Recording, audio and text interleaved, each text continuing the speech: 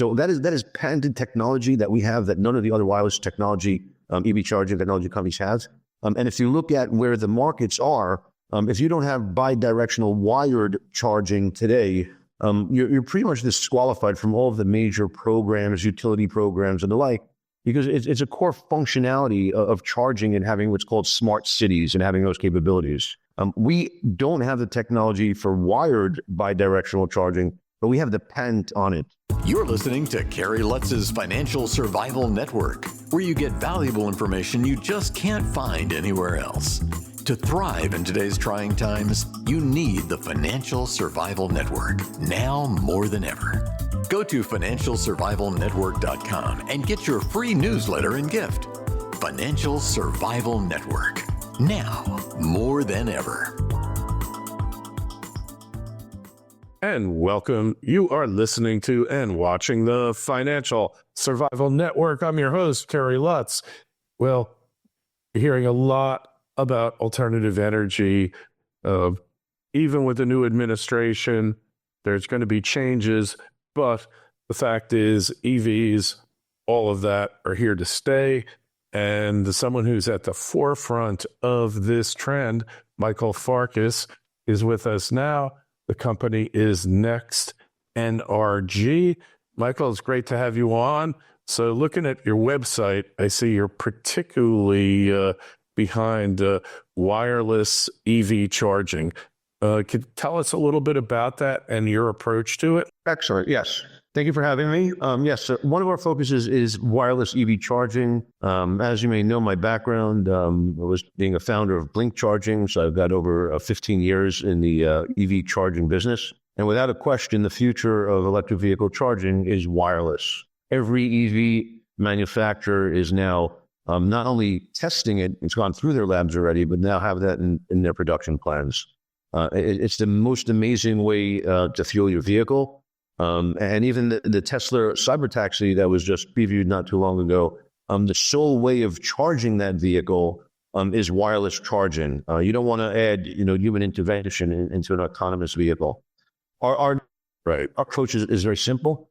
We have 4 patents in the EV charging space, and we're using that technology to really leverage our position and help us deploy technology where we're going to own and operate these facilities in the field. As well as using our smart microgrid technology to produce the energy that's supplying the fuel to the wireless roads. Okay. So obviously there's other companies working on the same thing. Tesla's working on it. How do you survive in the world where you have the giant Tesla? Well, Tesla licensed technology for the wireless functionality in their vehicles. So we plan on ultimately licensing our technology to others as well. Yes, we are not the only company in the wireless charging space. There's another one out of Israel, which is really one of the pioneers, called Electrion. And they trade on the Tel Aviv stock exchange, and they trade for over $800 million in total value. When you look at our technology versus theirs, very complementary in certain ways. But one of the functionality that we have, one of the patents that we have is on bi-directional wireless charging. It's called vehicle to grid. It's what allows for the charging network to be able to put electric energy from the grid into the vehicle, and also from the vehicle into the grid. The grid is weak. That is correct. So that is patented technology that we have that none of the other wireless technology, EV charging technology companies have. And if you look at where the markets are, if you don't have bi-directional wired charging today, you're pretty much disqualified from all of the major programs, utility programs, and the like, because it's a core functionality of charging and having what's called smart cities and having those capabilities. We don't have the technology for wired bi-directional charging, but we have the patent on it. So most companies, whether you're on the charging side, network side, grid side, or even the vehicle side, you're going to be violating our patents. But we plan on collaborating with others and having others being able to license our technology. Really an exciting time. As an EV owner myself, I've had 3 of them in the past few years. Love them, and either love them or hate them. But if you've driven them, you love them. So, the whole thing of the autonomous vehicle, it's coming here. It's going to be here much faster than anybody thinks possible.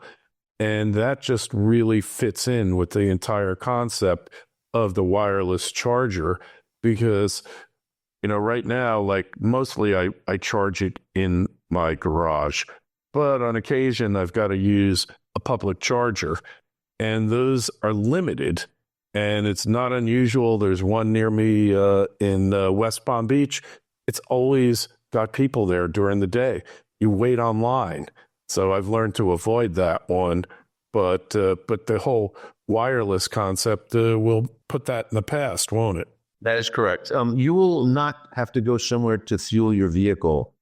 As you're driving, you're going to be able to fuel your vehicle. You'll be able to pull into a lane that's marked as a wireless charging lane. And as you're driving your car, your car will be fueled. In addition, there'll be parking spots that'll be lit up. And all you do is pull your car into that parking spot, get out of your car as you normally would. And again, no interaction whatsoever. Your car will then have the transaction authenticated. The network will dispense the electricity, and you'll be sent an SMS or a text of how many kilowatt hours your car was filled up with and what the charges were. Imagine a day when you buy a car and you put in your payment system, whether it's a credit card or mobile wallet, and you never, ever have to interact with in the process ever again with your vehicle. That's the future, and it's not that far in the future. One of the great things is never going to a gas station. I mean, that is so good. And the times I go to the public charging thing, it's all autonomous. You just plug it in.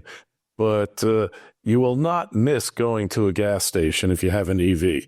That's correct. And we're getting there pretty quickly. It's not far off. You're going to start seeing next generation of certain EVs. They're going to start having these wireless charging capabilities. The technology exists. The communication protocols exist. And now it's just the introduction of the technology into the marketplace. And they're going to have retrofits as well. Correct. Because you got tens of millions of existing vehicles that don't have the wireless capability. So the profit motive, that's the next thing you should be working on once you sell this off is retrofitting existing EVs, but definitely the future. So hey, talk to us about microgrids. Michael, significance, first define it. What is a microgrid and why should you care about it? Okay, microgrid is the ability of producing electricity locally and efficiently. And we have certain technology that allows us to do that more efficiently than almost any other company that's out there today. Part of the relationship with acquiring some of the technology that we had, a component of it had to do with wireless EV charging, and the other had to do with utility operating platform technologies and smart microgrid technologies. And these technologies were developed under an $800+ million Department of Energy grant that was done in collaboration of Nextera, FPL, and FIU. And we received the commercial rights to our acquisition of the company that FIU licensed that technology to. And there's two ways for us to monetize the technology. One is literally taking the same technology that was applied in the past and created such an efficient network out there and apply that to other utilities as well. And it's not about renewables. It's really agnostic as to how the energy sources are being produced. It's more of being more efficient in doing so, being able to match supply and demand using artificial intelligence and machine learning, and how to literally permeate every nook and cranny of the utility grid and making that utility grid much more efficient than it ever was or ever has been anywhere in the world. That's the technology we have, and we have a model of being able to replicate it for other utilities. In addition, we're able to shrink down that technology because it's modular in scale and be able to deploy that technology locally. We're talking about anywhere from 5 megawatts to projects that we're doing even 75 megawatts now in scale. Mm-hmm. Right. I'm looking at anywhere from like $25-30 million to about $150 million in project scale and sums. And because of the cash flow and the definitive cash flow of those assets, you're really able to finance them using, at the subsidiary level, more at the SPV level, without having to constantly issue shares in the company or issue debt. These assets, once they're turned on, the data are turned on, they're producing revenues, defined revenues, and those revenues are typically purchased prior to us even putting a shovel in the ground, and those contracts are typically 25, even 35 years in length. So the smart microgrid business for us is something that's really amazing. We have a lot of money in our pipeline already of being able to deploy smart microgrid technologies throughout the country, some of it with Native American tribes. And there's a lot of amazing government programs, amazing subsidies where we're able to, have a bunch of the cost, the deployment costs covered through, the monetization of depreciation or the monetization of tax credits, and really help us, cover the cost of those projects. And the cash flow is able to then cover, debt coverage and maintenance, and really do well for us over the long term.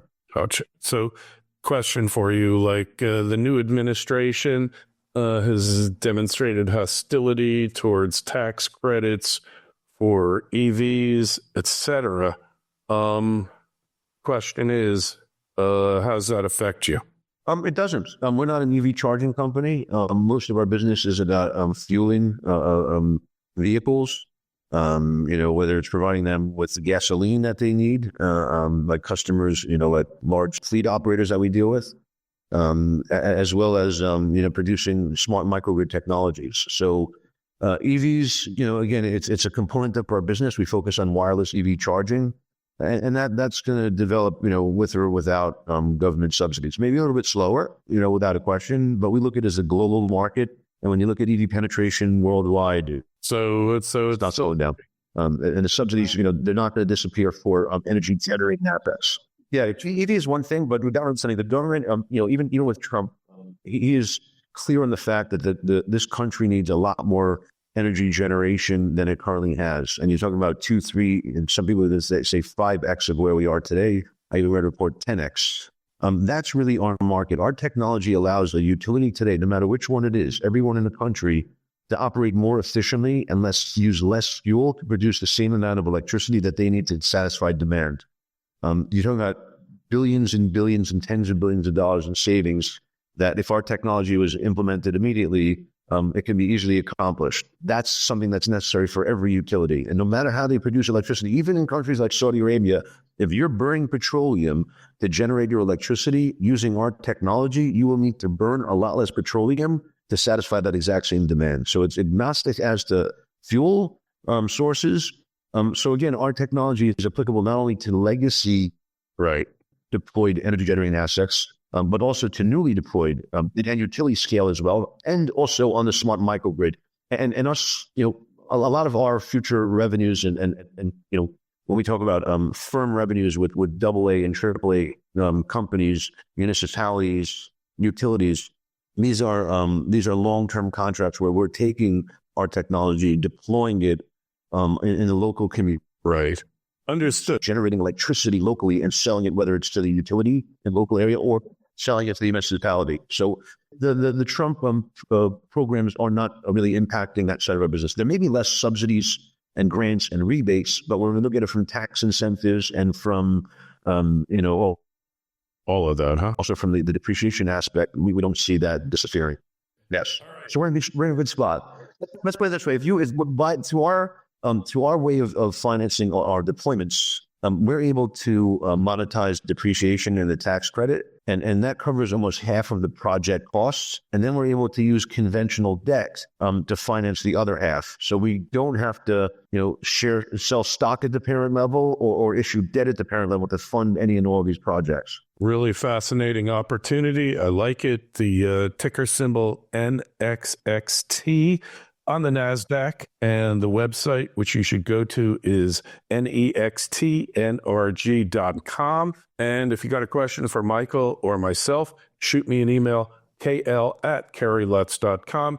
You'll find a link to Next NRG's site in the show notes to this interview on financialsurvivalnetwork.com. And all we ask is when you go to the site, please sign up for our free newsletter. Over 75,000 FSN community members have signed up now. Obviously, not everybody's getting it, but hey, 70,000 subscribers is pretty darn good. Michael, appreciate your stopping by, explaining the company to us. I love the fact it's a Florida company and lots of sunshine here, so lots of free energy. All we got to do is get to it, right? Correct. All right. Take care. Thank you. Be well. Thanks for listening to Kerry Lutz's Financial Survival Network, your solution to today's trying times. For the latest, go to financialsurvivalnetwork.com. Financial Survival Network, now more than ever.